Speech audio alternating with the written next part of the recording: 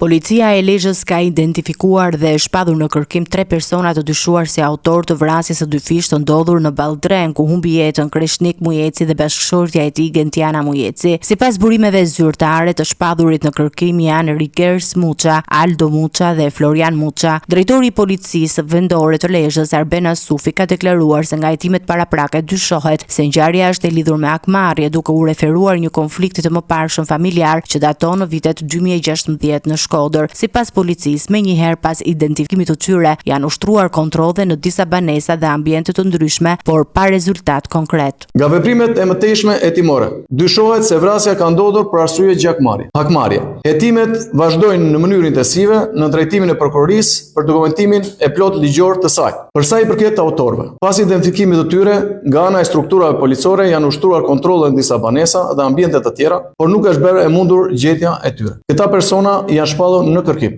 Operacioni vijon në terren ku janë përfshirë forcat speciale RENEA, forcat kombëtare të sigurisë dhe strukturat operacionale të Drejtorisë Vendore të Policisë Lezhë me qëllim lokalizimin dhe kapjen e autorëve. Sa i takon organizimit të ngjarjes, vrasësit kanë qenë të ndarë në 2 automjete, në një Volkswagen ku lëviznin 2 shitësit, ndërsa në një Audi në të cilin udhtonin vëzhguesit e çiftit Mujeci.